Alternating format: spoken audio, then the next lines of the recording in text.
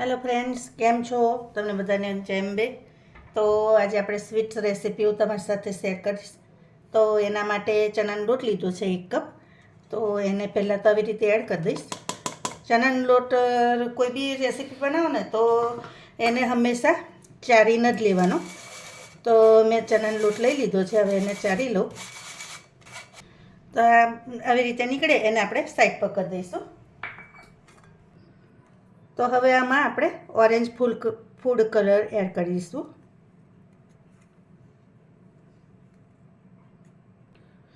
હવે આપણે એમાં થોડુંક પાણી એડ કરતા જઈશું અને બેટર તૈયાર કરી દેવાનું.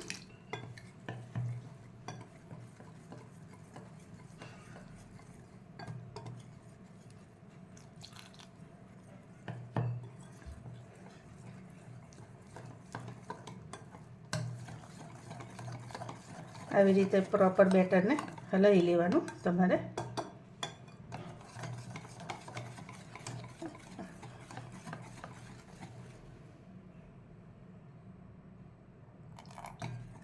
પાણી એકદમ બધું નહીં એડ કરી દેવાનું, થોડુંક એડ કરવાનું. વધારે પડી જશે ને તો પછી તમારી સ્વીટ સારી નહીં બને. તો જો આવી રીતનું બેટર રાખવાનું. તો હવે એને આપણે હમણાં સાઈડ પર મૂકી દઉં 2 મિનિટ. આમાં જો 1 કપ પાણી લીધું હતું, અડધાથી પણ ઓછું થોડું પાણી વપરાયું છે, બરાબર? આ માપ પ્રમાણે. હવે આપણે આ બેટરમાં થોડુંક ગરમ તેલ એડ કરી દેવાનું, એટલે આપણી બુંદી છે ને તો એકદમ સરસ ક્રિસ્પી થશે. તો આશરે 1 ચમચી જેવું એડ કરી દેવાનું.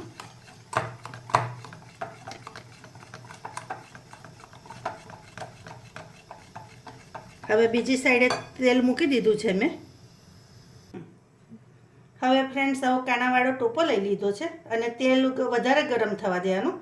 હવે એમાં આપણે આવી રીતે બુંદી એડ કરી દેવાની.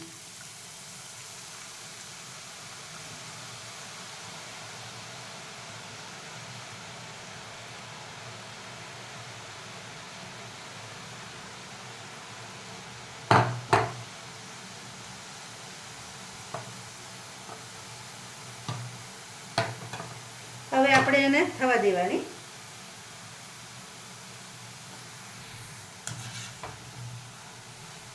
તો જુઓ, તમે જોઈ શકો છો આવી રીતે આપણે એને સરસ કડક, આ જો અવાજ આવે છે ને એવી કડક થવા દેવાની. હવે એને કાઢી લઈશું આપણે. તો જો તમને નજીકથી બતાવું તો દેખાય છે ને સરસ.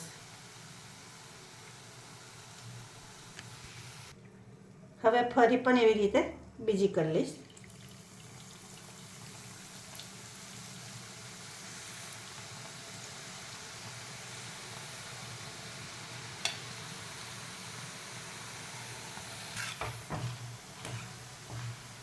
તો જો ફ્રેન્ડ્સ, અવાજ આવે છે, સરસ કડક થઈ ગઈ છે. તો જો ફ્રેન્ડ્સ, એટલો સરસ અવાજ આવે છે ને. હવે એને મિક્સર જારમાં એડ કરી દઈશ.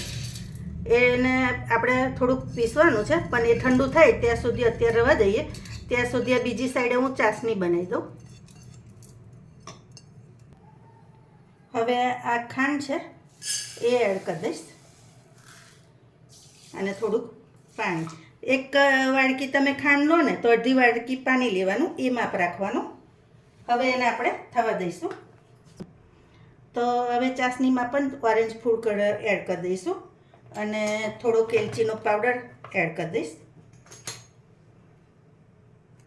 આટલો એલચીનો પાવડર એડ કરી દઈશ. હવે ચાસણી આપણે થવા દઈશું.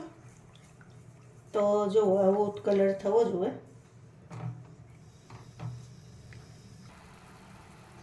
તો જો ફ્રેન્ડ્સ, આપણી ચાસણી છે ને આવી આટલી ચીપચીપી થાય ને એટલી જ કરવાની, બરાબર? હવે એને બંધ કરી દઈશ.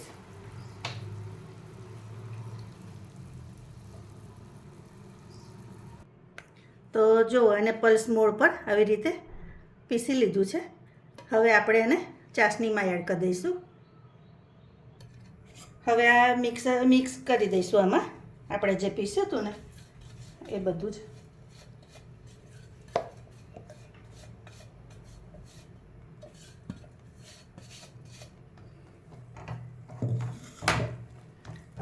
ખાંડ છે ને ફ્રેન્ડ્સ, તમે તમારા ગળપણ તમે ટેસ્ટ પ્રમાણે થોડુંક કરજો. મને ઓછું પસંદ છે ગળપણ, બહુ વધારે. હવે આને થોડુંક ફૂલ તાપે આપણે થવા દેવાનું.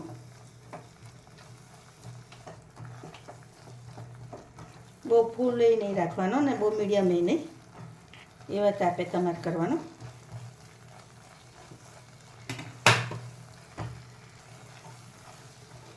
જો આવી રીતે એને હલાવતા જ રહેવાનું.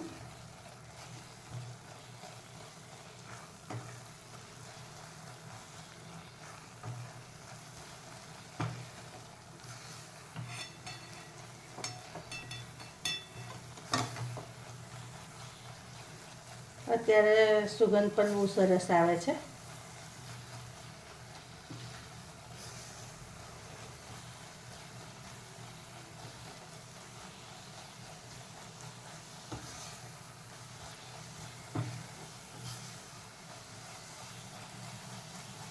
હવે ગેસ આપણે બંધ કરી દઈશું અને થોડીક વાર એને ઠંડો થવા દઈશું.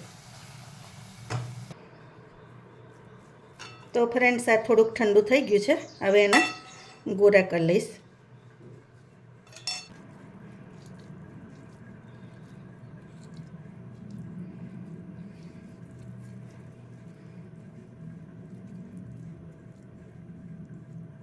જો આવી રીતે આપણે બધા જ લાડવા કરી લેવાના. દેખાય છે ને, દેખાવામાં પણ સરસ થઈ છે અને ખાવામાં પણ બહુ સરસ લાગે. 15 થી 20 મિનિટ થાય, વધારે થતી નહીં ટાઈમ. તમારે જ વધારે બનાવવાના હોય ને તો કદાચ વધારે ટાઈમ થાય, બાકી તો 15 થી 20 મિનિટમાં તો લાડવા થઈ જાય તૈયાર. અને ઘરે બનાવેલી હોય એટલે હેલ્ધી પણ, બાળકોને ગમે, એ લોકોય ખુશ, તમે ખુશ.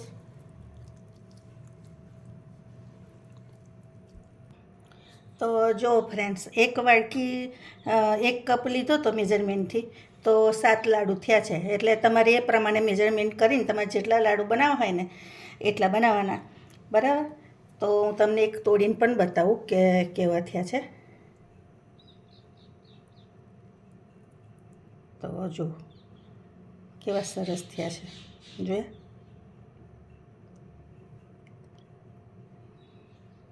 દેખાય છે. તો તમે પણ આ રેસીપી ચોક્કસથી ટ્રાય કરજો અને તમને કેવી લાગી મારી રેસીપી એ પણ ખાસ કહેજો. Thank you.